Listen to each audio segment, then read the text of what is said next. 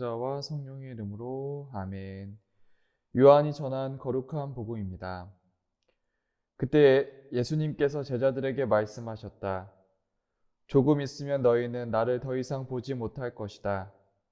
그러나 다시 조금 더 있으면 나를 보게 될 것이다. 그러자 제자들 가운데 몇 사람이 서로 말하였다. 조금 있으면 너희는 나를 보지 못할 것이다. 그러나 다시 조금 더 있으면 나를 보게 될 것이다.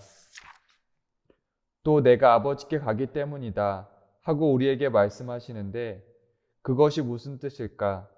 그들은 또 조금 있으면 이라고 말씀하시는데 그것이 무슨 뜻일까? 무슨 이야기를 하시는지 알 수가 없군 하고 말하였다. 예수님께서는 제자들이 묻고 싶어 하는 것을 아시고 그들에게 이르셨다. 조금 있으면 너희는 나를 보지 못할 것이다. 그러나 다시 조금 더 있으면 나를 보게 될 것이다. 하고 내가 말한 것을 가지고 서로 묻고 있느냐? 내가 진실로 진실로 너희에게 말한다. 너희는 울며 애통해 하겠지만 세상은 기뻐할 것이다. 너희가 근심하겠지만 그러나 너희의 근심은 기쁨으로 바뀔 것이다.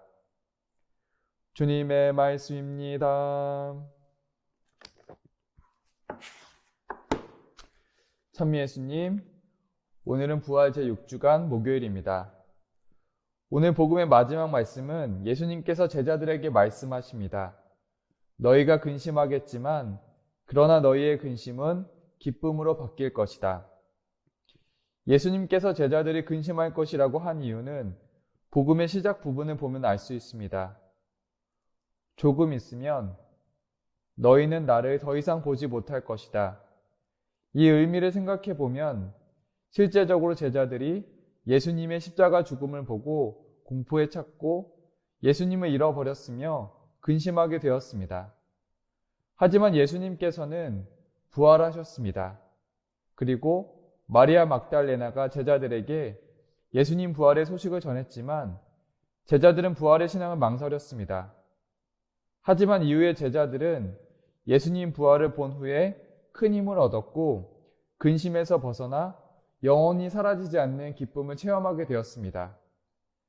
제자들이 근심했던 것처럼 우리도 삶의 자리에서 예수님을 잃어버리며 근심할 때가 많습니다.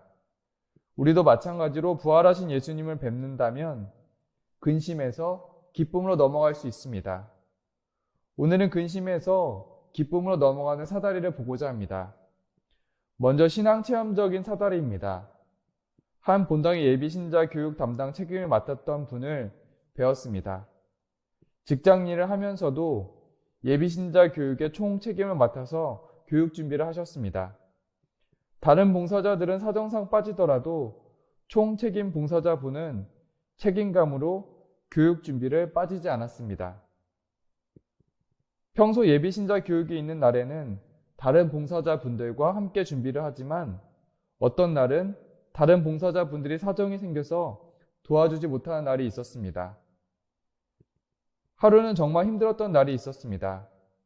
그날은 다른 봉사자분들이 모두 사정이 있어서 혼자서 준비를 해야 했습니다. 직장을 마치고 바로 성당에 와서 식사도 못하고 예비신자 교육 준비를 하게 되었습니다. 아무리 예비신자 교육이 신앙적으로 의미가 있었지만 그날은 인간적으로 속상할 수밖에 없었습니다. 그럴 때는 그만두고 싶은 마음도 드셨다고 하셨습니다. 하지만 공교롭게도 그렇게 마음으로 힘든 날은 미사의 독서, 복음, 강론 안에서 위로가 되는 말씀을 듣게 되었다고 하셨습니다. 저는 힘드셔서 어떡하시냐고 여쭈었더니 힘들게 준비하는 날은 많지 않고 어쩌다가 봉사자분들과 시간이 안 맞으면 그런 날이 있다고 하셨습니다. 예수님의 봉사자이신 그분은 말씀 안에서 근심에서 기쁨으로 넘어가셨습니다. 다음으로 수요일, 목요일 성물도 말씀 안에서 사다리를 보겠습니다. 시편 44편에서는 주님께 고통을 말씀드립니다. 일어나소서 주여 어찌하여 주무시나이까? 일어나소서 우리를 영영 버리지 마옵소서. 어찌하여 얼굴을 감추시나이까? 우리의 서름과 압제를 잊으시나이까?